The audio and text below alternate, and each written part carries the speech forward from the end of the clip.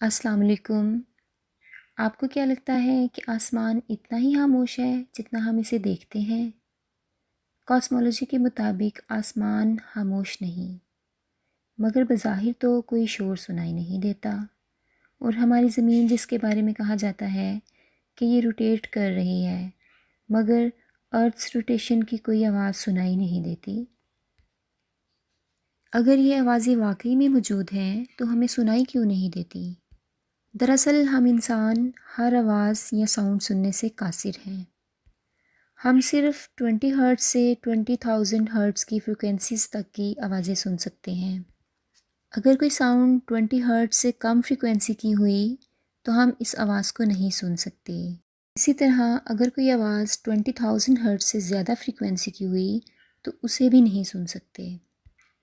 20 hertz سے کم frequency والی آوازوں کو انفرا ساؤنڈز کہتے ہیں، جبکہ 20,000 ہرٹز سے زیادہ فریکوینسی والی آوازوں کو الٹرا ساؤنڈز کہتے ہیں۔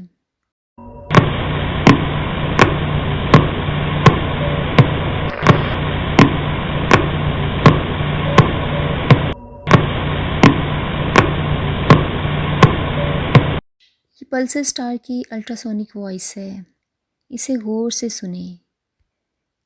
ایسا لگتا ہے نا کہ جیسے کوئی دروازے پر دستک دے رہا ہو، لائک ناکنگ آن اے ڈور۔ اور دلچسپ بات یہ ہے کہ اس پلسر سٹار کا ذکر قرآن مجید میں بھی موجود ہے۔ قرآن مجید میں اس کا نام طارق آیا ہے۔ قرآن مجید میں اللہ تعالیٰ اس پلسر سٹار کی اہمیت کو اس طرح بیان فرما رہے ہیں: وَالسَّمَاءِ وَالطَّارِقِ، قسم ہے آسمان کی اور اندھیرے میں روشن ہونے والے کی۔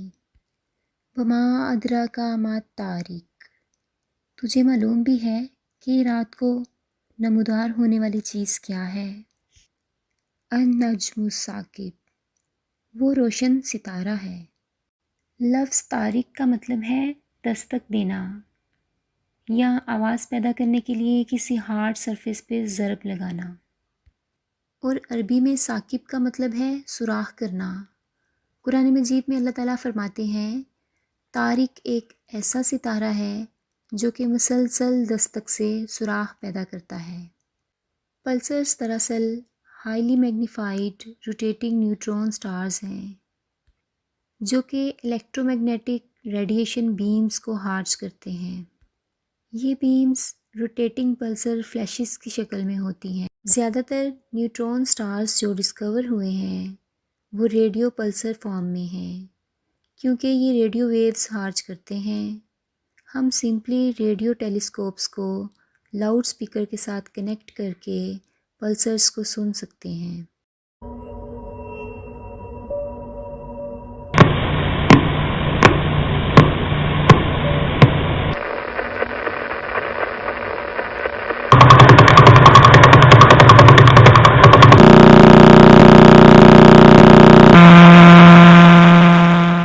فزکس کی زبان میں اگر ہم دیکھیں تو جتنا زیادہ میٹر نیوٹرون سٹارز میں گرتا ہے، نیوٹرون سٹارز کا میس بڑھتا جاتا ہے۔